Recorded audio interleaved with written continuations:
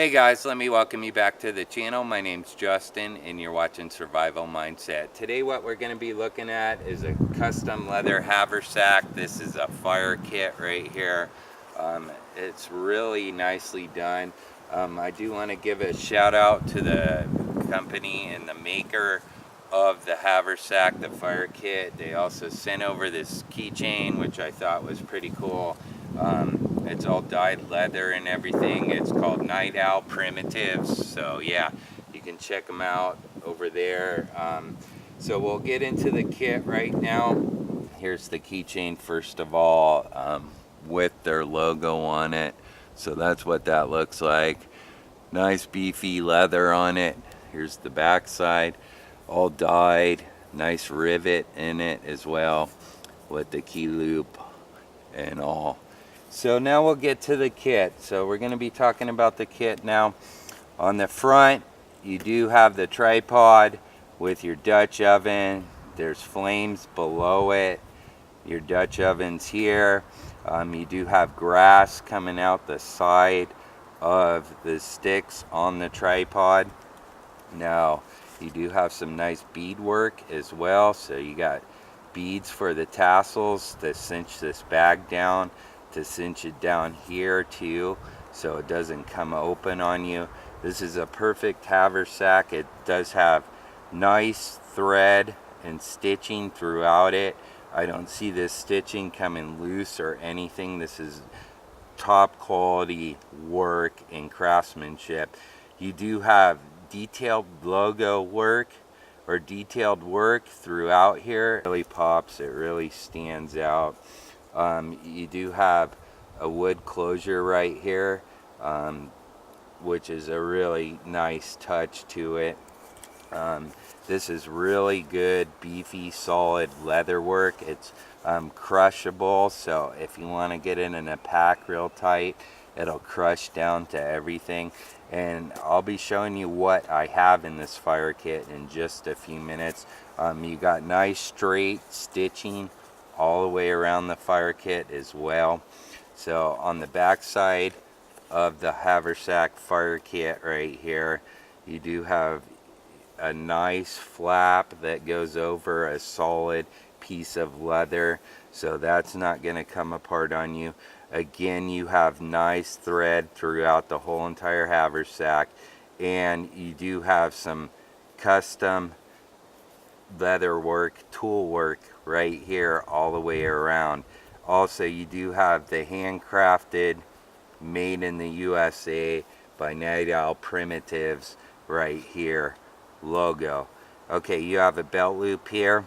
It'll fit probably 1.5 inch belt loop.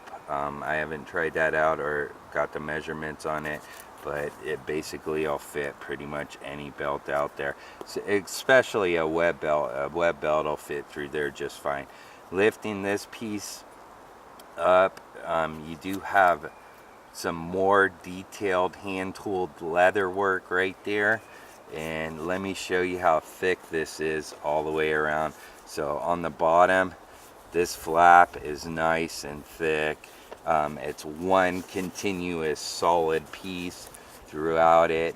In the front, again, we're back to the front. I do want to show you how thick the leather is, so they don't short you on nothing over there at all. And on the front closure, you got thick leather, high gauged leather again on that piece. So opening this up, you do have the wooden round on the front. You can use antler, stag, and a bunch of different things. I choose to have the piece of wood on the front since I like the woodsman feel and the bushcraft feel, you know, and all that. So opening it up, it looks like this. So you got dyed leather. They even dyed it on the back. They got nice ties throughout it. This part can cinch down like so. So now your pack, now your fire kit is cinched down like that. To open it up, you're gonna pull forward on it like that. It opens up to about, you know, 6 inches wide right here by, I would say, another 6 right there. Deep wise, I would say it's about 6 inches deep as well. As you guys can see, I have a full loadout right here. So we're gonna look at everything I do have in this kit right now. First off, of course, I do have a ferro rod right here. So here's my ferro rod, and now I do have, in case you need something to strike your ferro rod with rather than a knife, I do have a striker for that as well with a leather tie on it, so it can hang from your wrist, and also the ferro rod can hang from your wrist as well. One other thing I do have in here is a magnifying glass, so this is good for getting splinters out, or you can start a fire if you do have sun out. Also, you got survival tips on the front of here with some very important information that can help you out in the woods, basically. Now, the next thing I do want to show you, I do have a fire piston right here. So here's my fire piston, and what you're going to use is char cloth on the end. You're going to pop that in there and pop it down and pull this out, and it will be lit and it'll have a coal on the end.